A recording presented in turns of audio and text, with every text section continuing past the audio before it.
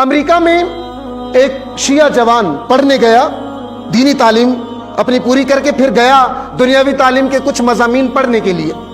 یہ کہتے ہیں کہ میں جب امریکہ میں گیا تو وہاں پہ جب درس شروع ہوا، کلاس شروع ہوئی، پہلی کلاس جب ہوئی ہماری، تو استاد نے سب سے نام پوچھا، خود مجھ سے بھی پوچھا، میں نے بتایا میرا نام مثلا حیدر عباس ہے اور میں شیعہ مسلک سے تعلق رکھتا ہوں۔ یہ جوان کہتے ہیں کہ جیسے ہی میرے استاد کو پتہ چلا کہ میں شیعہ ہوں، پوری کلاس میں استاد نے میرا مذاق اڑایا، صرف شیعہ ہونے پر۔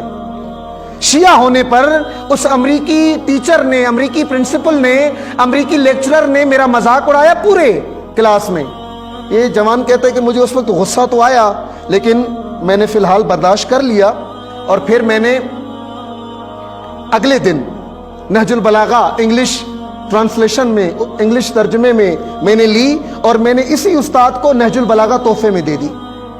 یہ جوان کہتے ہیں کہ 7-8 دن گزر گئے اور ہمارا استاد کلاس میں آتا تھا، درس پڑھاتا تھا، لیکن میرا کوئی نام بھی نہیں لیتا تھا اور اپنا درس پڑھا کے چلا جاتا تھا۔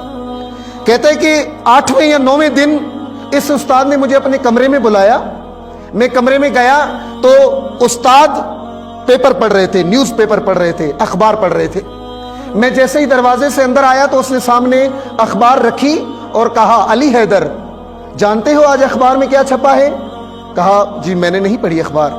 کہا کیا چھپا ہے؟ کہا چھپا یہ ہے کہ امریکہ میں ایک جوان نے خودکشی کر لی ہے، اور جو کتاب تم نے مجھے تحفے میں دی ہے، جو کتاب تم نے مجھے دی ہے اور میں نے پڑھی ہے، اس کے مطابق میرا یہ نظریہ ہے کہ کائنات میں دنیا کے جس کونے میں بھی جو بھی خودکشی کرے گا اس کے ذمہ دار تم شیعہ ہو، ذمہ دار تم شیعہ ہو۔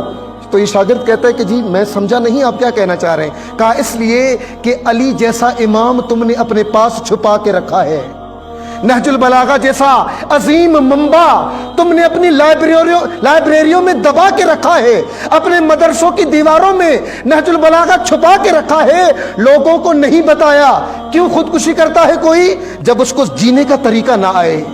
خودکشی کیوں کرتا ہے کوئی؟ جب وہ دنیا سے تنگ آ جائے۔ کہا جو زندگی گزارنے کے اصول علی نے نہج البلاغہ میں بیان کیے ہیں، اگر دنیا کو وہ اصول پتہ چل جائے، کوئی خودکشی نہیں کرے گا، کوئی خودکشی نہیں کرے گا۔ اس کے ذمہ دار تم شیعہ ہو۔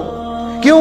کیونکہ تم نے نہج البلاغہ جیسا عظیم منبع اپنے پاس چھپا کے رکھا ہے۔ بلکہ میں اس بات کو اور بڑھاؤں، کائنات میں جہاں بھی ظلم ہوگا ذمہ دار ہم شیعہ ہیں، کائنات میں جہاں پر بھی بے عدالتی ہوگی ذمہ دار ہم شیعہ ہیں، کائنات میں جہاں پر بھی کسی کی ناموس پہ حملہ ہوگا ذمہ دار ہم شیعہ ہیں۔ کیوں؟ کیونکہ ہم نے نہج البلاغہ لوگوں کو بتائی ہی نہیں بتائی۔ ہم نے علی کا تعارف کیسے کروایا؟ جشن میں کیک کاٹ کے۔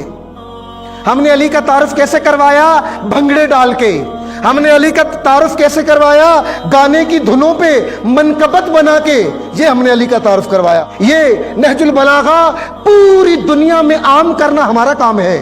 یعنی جب عدالت کسی نے سیکھنی ہو اس کا منبع نہج البلاغہ ہو، اگر کسی نے علم سیکھنا ہو اس کا منبع نہج البلاغہ ہو، اگر کسی نے سیاست سیکھنی ہو اس کا منبع نہج البلاغہ ہو، اگر کسی نے وقار سیکھنا ہو اس کا منبع نہج البلاغہ ہو۔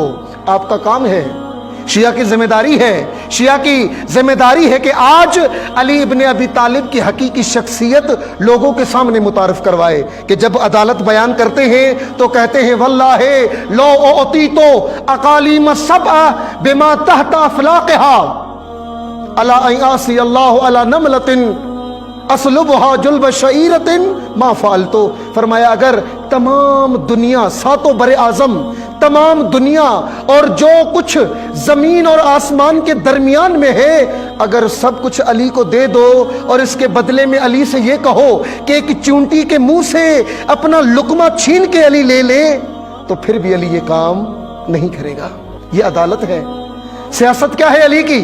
کہ جب انبار نامی شہر میں بسر ابن ابی ارطاط نے حملہ کیا اور حملہ کر کے یہودی عورت کے پاؤں سے پازیب چھین لی، علی نے خطبہ دیا اپنے ہی مسلمان فوج کو۔ کیا فرمایا؟ فرمایا کہ لو ان امرأ مسلما مات من هذا اسفا ما کان به ملوما بل کان عندی جدیدا.